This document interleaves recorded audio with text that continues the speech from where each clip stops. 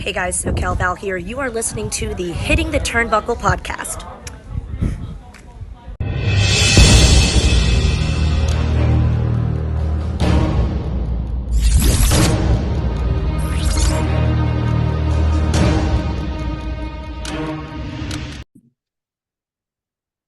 Hard Times Part 5. Last one, part Last 5. last one. See, technically, last in the season of NWA Power, but it will continue next week because Yeah. no, normally we'd get a break, but we don't. This week, anyway, Thrill-evator, it was called this It week. was indeed. I've written down. By the way, that is Fiona, as always. On the end. Hi. As always on the NWA Power Reviews, it is me and Fee talking you through what was a championship edition of NWA. Interesting, yeah. I thought it was very good, to be quite. I thoroughly enjoyed it. Opening to start was great. Silas and EC3's video package at the start. I like that. That was good. Told the whole story about what was going on with the two of them. So, How it all come together. yeah. I mean, the cold openings have always been a big thing of Power, and they always, as we have always said so many times, it sets the stage. Oh, completely. I love them. There's never been a bad one. No, I think that one was the best one. I'm going with that. It's the best one that I've seen so far. I've thoroughly enjoyed that. Really enjoyed the story that they were trying to tell through the whole of that cold opening. Yeah. But straight away, we got to something else that I really wanted to see, which was the debut of AJ Francis against Brian Idol. Formerly known as Top Dollar. Formerly known, AJ Francis, you're right, formerly known as WWE's top dollar, Impact Wrestling style, TNA style as well. Love his music, his entrance music. I was Yeah, it was pop, cool. popping away. I love his vest. I got the little Scottish flag on the bottom of his vest. I was like, yes, get in there. I wouldn't notice that. I wasn't There paying. was a Union Jack on it as well, but there was a little Scottish flag, and I was I like, did. good lad. I didn't actually see that. I wasn't meaning that even funny. I didn't actually notice anything like that. But there you go. That's why I have. That's why I pay you the big bucks fee to Or no bucks. or no bucks, yeah, or V bucks instead of V bucks as you get. There you go. Yeah. As you get on a fortnight. They didn't have any old match though, did they? They had no DQ, which is quite surprising. I thought at the Well, start. yeah.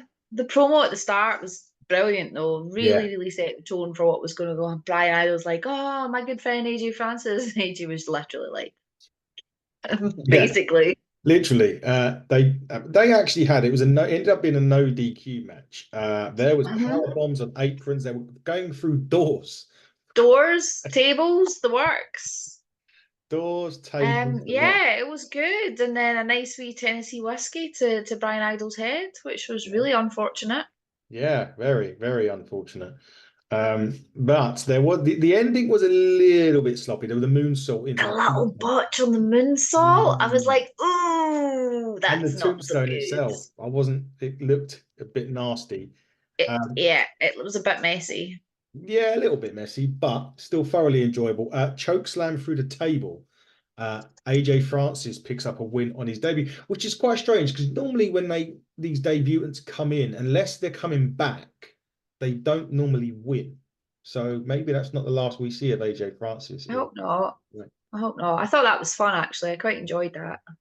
Yeah, I really enjoyed it. It was a good opening. And we talk about setting tones. It really did set the tone for the remainder of the show Mm. as well, going forward, which actually was really, really good. AJ Francis picking up the victory on that.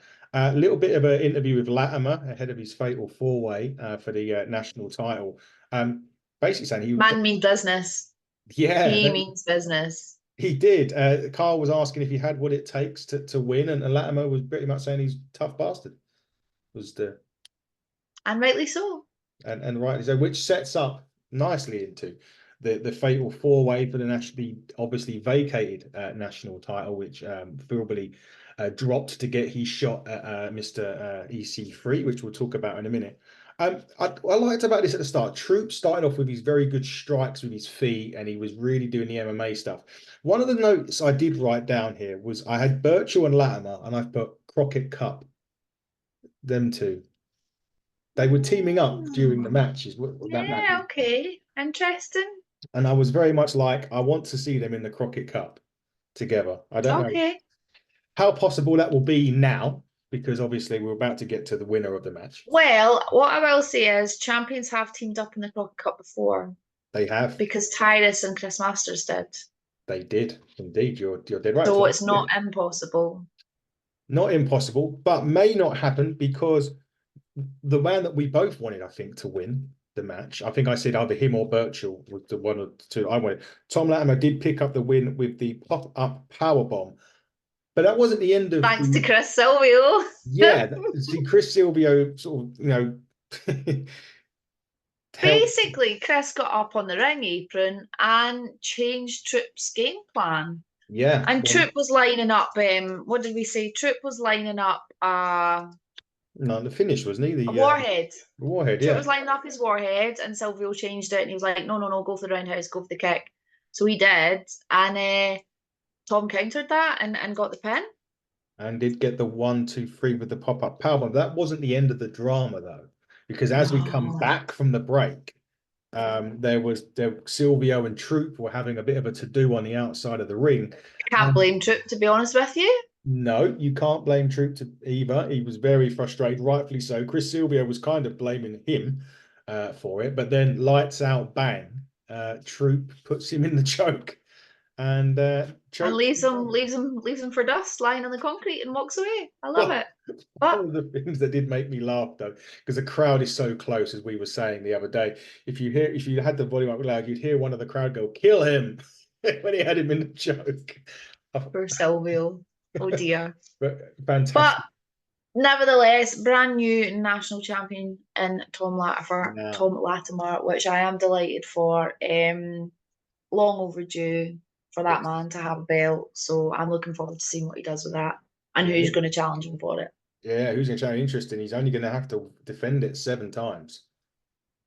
Piece of cake. Piece of cake. Piece of cake. I mean, if he does defend it 7 times, then we do have the potential of the champion, who we'll get to in a minute. What you want him to do that? Is that what you want? I'm like, please. We'll talk I'd love to see him go for it. Would absolutely love. Yeah, I think I'd like to see him being the next opponent to the champion. We won't say the champion's name yet because we haven't quite got to much. But did you enjoy that fatal 4-way? I thought it was pretty decent, to be honest with you. Sometimes I feel like 4-ways can be a bit sloppy and that there's too much going on in the ring, particularly if it spills out and you can't watch everything at the same time. And I find that with lots of multi-man matches or multi-woman matches or multi-wrestler matches, you can't focus on, and you're watching something and then you're very aware that something's going on the other side. So sometimes I lose a little bit of focus, but I thought that wasn't too bad. Yeah, I enjoyed it. You're right. I don't think there was enough, there wasn't enough not going on, if that makes sense. Yeah. And it wasn't so hard to watch, because I think when they wanted to change it up, one of them would just either wouldn't just roll out, but they would get a move, take a move, or there would be a big impact move, and then the other one would come in and get into grips with it, and it didn't spill out crazily enough that you had to look what you were doing. I was almost expecting it to be a little more wild than it was. Yeah, I kind of thought after that first match, and because that went crazy, and I thought perhaps because of that they didn't say toned it down, but they sort of just done what I would call a standard 4-way. But then if you remember, that was one episode of a full taping, a full signature live event. So it's going to have, they have to bring the crowd down and bring them back up again and stuff. So and the way we're watching it tonight might not have been the way it happened on the night.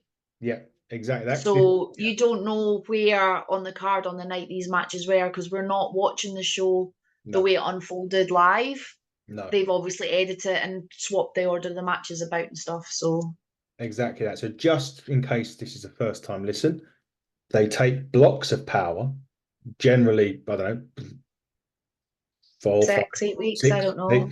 About 6 to 8 weeks in one, and then they will edit and put matches wherever they want to put them. It's not in the order that we would have seen it. And maybe the EC3 one might have been, just because it was champion, but we don't know. I don't know. I just don't know. But we do not know on that. But thoroughly enjoyable fatal 4-way, thoroughly enjoyable crazy no DQ match. Talking of crazy, Vampiro was next. I loved this promo by him. Absolutely loved it. He's I was like, brilliant. who's he talking about? And as soon as he dropped the roses comment, I was like, Markova. Yes, talking about Markova, she should have taken the flowers. He's on the mic, or not even on the mic, when he's just cutting the promo. He's just He's so so good. menacing. So Yeah. menacing. I love it. I always say with promos that you have to kind of buy into what they're saying or be intrigued enough that you'd sit there every time, whether it's a promo, whether it's an interview, whatever. As soon as he talks, I listen. You listen, don't you? You really do. Yeah, and I love his promos. I thought it was fantastic. Obviously, you say about Markova, what happens with that? We don't know. Does she end up joining Vampiro's crew? So it's still Misery, right? And Mecha Wolf, are they still? I suppose they're still a part of. Yes.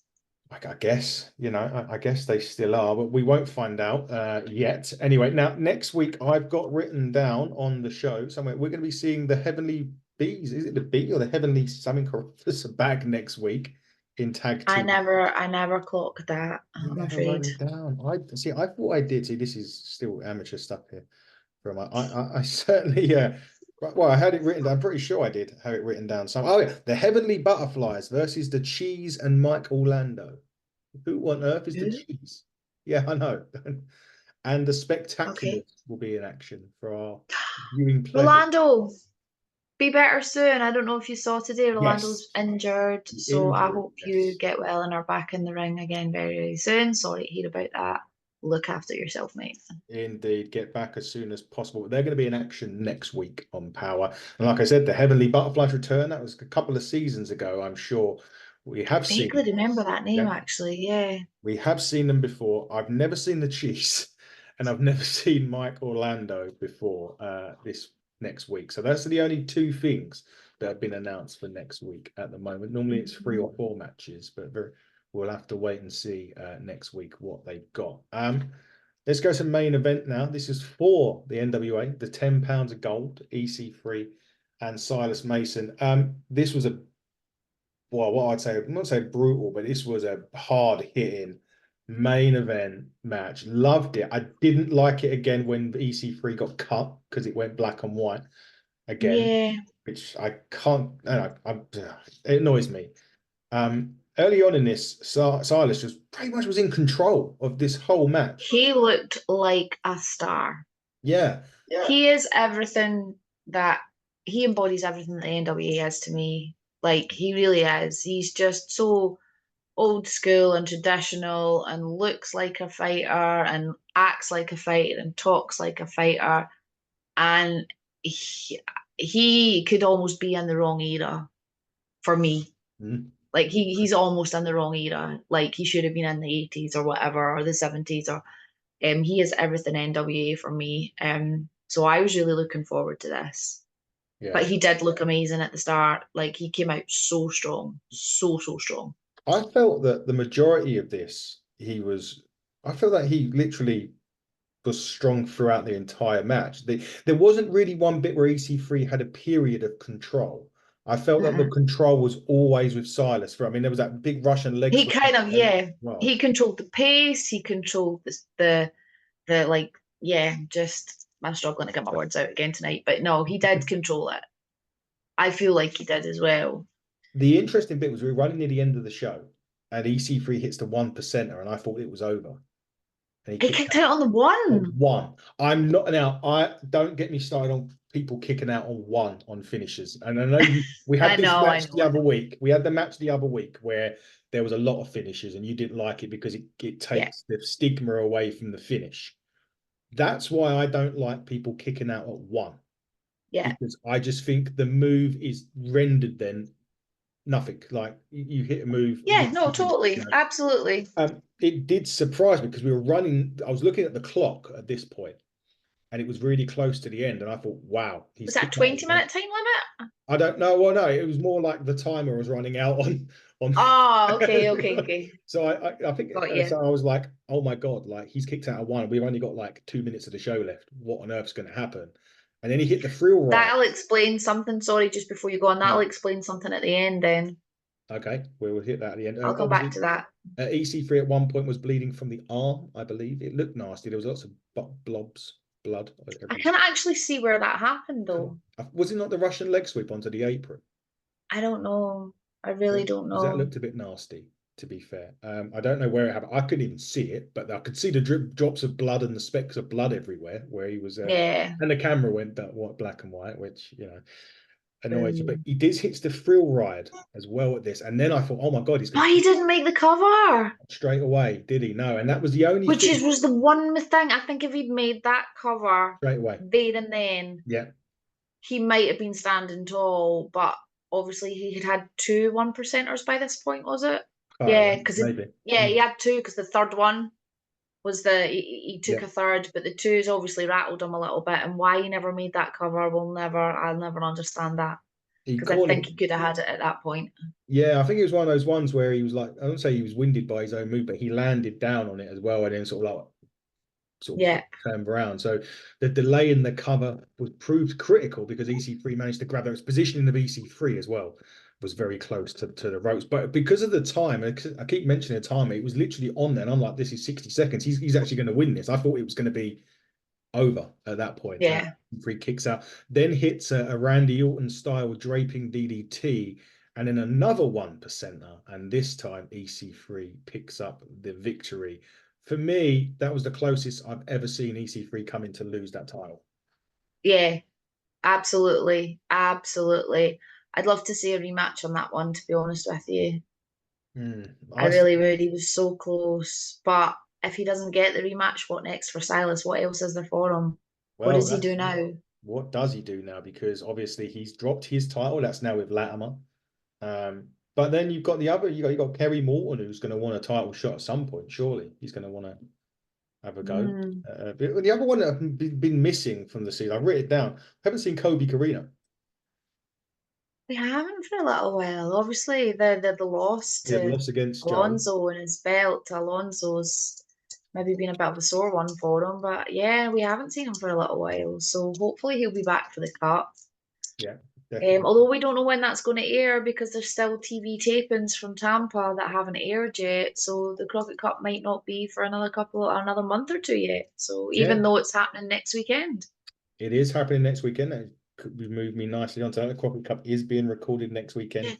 Yeah. Can I just go back really quickly? Yes. Like we were talking about, you were watching the timer. Mm-hmm. Now I don't know if it was just me, but it cut off so quickly. Like there was no end to the show. Yeah. On the CW, I didn't know if it was me and something happened on my internet, but you can maybe enlighten me. But it cut off so quickly. Like EC3 is like in the ring. I don't think he was even up with his belt up. I can't, but it cut so quickly at the end of the show, and maybe that's why. Maybe you talking about the timing thing. Maybe that's why it cut so quickly. Tell you what, let me see what I got. I'm literally going to just pop it on. But there was no ending. There was no end credits. There was no nothing. It was just black and white EC3 on the canvas, and then it cut. But that was for me, so I don't know if that happened or not. What I've got is the point at which mine went off was he had sort of sat himself into the corner and was given the belt, and then that was it. Yeah, so there was no in the middle of the ring, arm raised or anything like that, and then it cuts off. No. Yeah, I literally got the bit when he's in the corner, he's received the belt, and then it goes off. That's where mine cuts. So maybe the time thing obviously was an issue then, and the TV have gone, no, that's it, your time, and they've just cut it. I didn't know if my internet had gone down or something, that's all. So thanks for clarifying that for me. No, not a problem at all. It probably was a TV time in issue. I thought this was a great episode. I've really, really enjoyed it. I'm not sure next week is going to be, just with what's announced so far, there's not been a lot of big stuff announced for next week. So they've been quite quiet for next week, actually. So it'll be interesting. It will Maybe they don't know yet. Maybe they've not decided what edits to put out yet, because it is stuff that I'm presuming this is going to be the Tampa tapings now that are going to air from April or whenever they were out there in April. I think they were out in Tampa in April, so I don't know. Yeah. And then obviously back to Crockett Cups next weekend. It's in Forney and in Texas, at I want to say the OC. Is it the OC? Well done. I can't remember the name of the place now. I'm thinking of the TV program that I used to watch. But it's at the home of TSW, Texas Style Wrestling, which is A great venue. It's a new venue. It looks amazing. It's perfectly set up for TV production, which is cool. You're right. It's OC Theatre. There we go. Wonders. So that's out in Forney. Yeah, that's the one with TSW. So it'll be a good venue, and I hope the ticket sales are going well for that, because it's the first time they've NWA been in Texas for many, many, many moons. Well, let's hope so. At least that's going to be. I mean, I know we prefer it to be we would prefer this to be a pay-per-view, but at least when that show airs, it's going to be a good few weeks of good old-fashioned tag team wrestling. I hope so, but it's only one night this year. Yeah, well, it'd be one night, but about 4 nights of us. I know, but like, yeah, I don't know. I kind of feel a bit shortchanged by it, because I think when it's the 2 nights, there was more tag teams involved and more opportunity for outside tag teams to get involved in it. Whereas I kind of feel at the moment that now NWA have so many, I'm not saying they've got too many, but they've got lots of their own tag teams that, and particularly with the territories and things, and folk like the Slime Balls and the kids coming in, they don't really need to go outside for stuff, which is almost disappointing, I think. Yeah, I would like to see some fresh faces in that as well, like from outside the company, which is a shame. But yes, you're right. The one day does kill it a little bit, for sure. So we'll have that. We won't know yet, as we say. We don't know when the Coffee Cup's going to air at all, but we will find out. But next week, which should be, as I say, it's going to be a tag team edition anyway. Next week, at least for the 2 matches that we've announced. But before we get to next week, Fee, come on, what are you doing? You got a show tomorrow? I have got a show tomorrow. So I was at W3L in Crieff on Monday. That was such a riot, the Mayday show. It was so much fun. That's going up out on Demand Progress Plus, because W3L are in partnership with them. So that'll be out in Demand Progress Plus.